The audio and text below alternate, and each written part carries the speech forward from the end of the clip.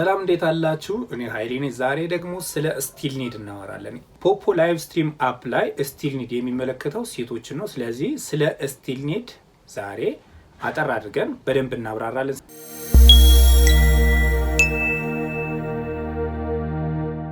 በመጀመሪያ ስልካችንን ከፍተን ወደ ሪዋርድ ሴንተር ሄደን እዚች ጋር በሰዓት ስንት እንደሚከፍል እናያለን። ከዛ ደግሞ ወደ 3000 ለማሳደግ ምን ያክል እንደሚጠበቅብን እዚህ ጋር እናያለን። ስለዚህ ስቲል ኒድ ብለን የምናወራው ይችን ነው ማለት ነው። ወደ ቀጣዩ ለማደግ የሚያስፈልገን ፖይንት ማለት ነው። ለምሳሌ ከ1000 ወደ 3000 በሰዓት ለመከፈል የሚያስፈልገን ፖይንት 150 ፖይንት ጊፍት ማግኘት አለብን። ሌሎች ዝርዝር መረጃዎችን ደግሞ ለማግኘት ይችን ሌቭል አፕ ሩልስ የምትለዋን ስንጫናት ከዛ ምን እናገኛለን?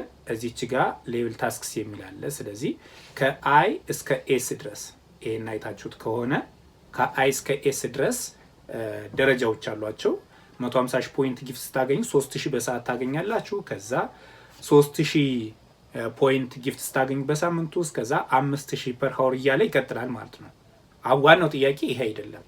ዋናው ጥያቄ እነዚህ 7 ቀናት ከዚህ ከላይ በ7 ቀን ውስጥ ማግኘት ያለብን ሪዋርድ ነው አይደል? እነዚህ 7 ቀናት ሲተነተኑ ምን አይነት ትርጓሜ ያላቸው የሚለውን መረዳቱ ላይ ነው ችግር የተፈጠረው። ስለዚህ ወደዛ ለመሄድ 2 ሳምንታትን እዚች ጋር ጽፈናል። ከሰኞ ጀምረን ወደ እስከ እሁድ ማለት ነው። ይሄ አሁን 1 ሳምንት ይባላል።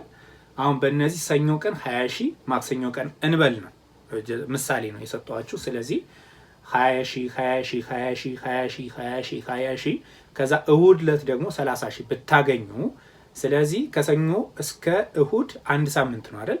በሳምንት ውስጥ ስንት አገኛችሁ? 150000። ይሄ ሲደመር 150000 ነው የሚሆነው።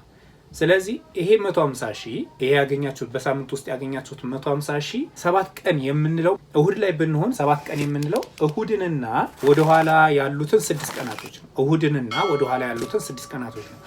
ማንን? ቅዳሜን፣ አርብ፣ ሐሙስ፣ ረቡዕ፣ ከዛ ማክሰኞ፣ ከዛ ሰኞ።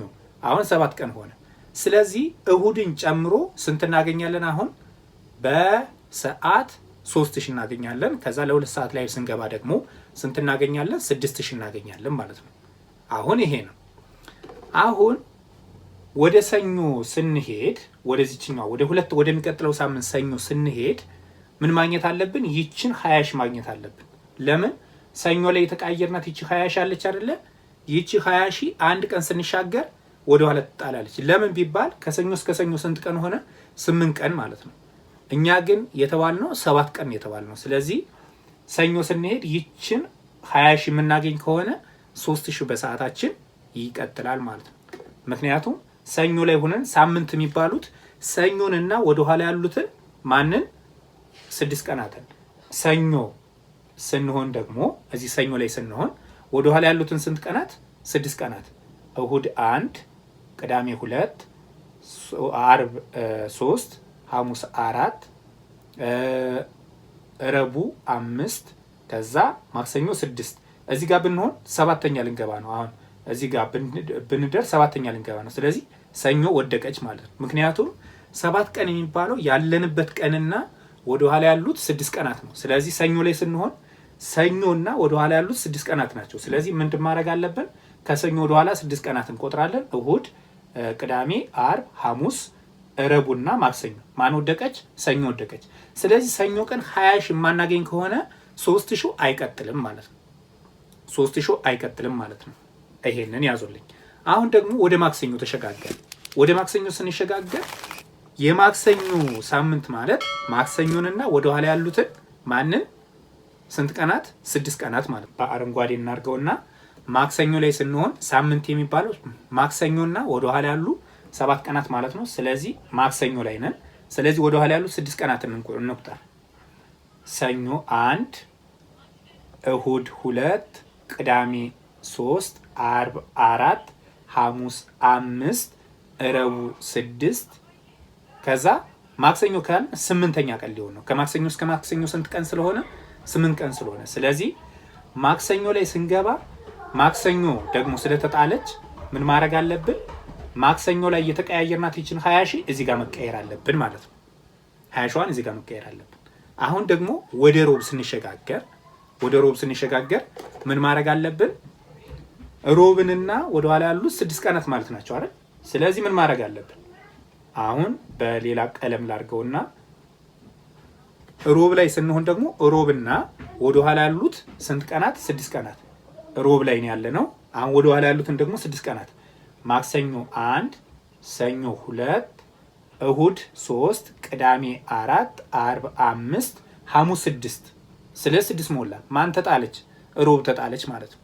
ስለዚህ ሮብ ላይ የነበረን ፖይንት ስለወደቀ ወይም ደግሞ ካንስል ስለተደረገ ማን ላይ? ሮብ ላይ ደግሞ ሮብ ላይ የዛሬ ሳምንት ወደ ኋላ ሄደን የተቀያየርናትን መቀየር አለብን ነው። በቃ ስቲል ኒድ የሚቀጥለው በዚህ ልክ ነው። አንድ ቀን ሙሉን የምትቀያየሩ ከሆነስ ለምሳሌ 150 ሺህ ፖይንት አንድ ቀን ብትቀያየሩ ምን ይሆናል ነው። ወደ ቀጣዩ እንሄድና እንየው። ተመልከቱ።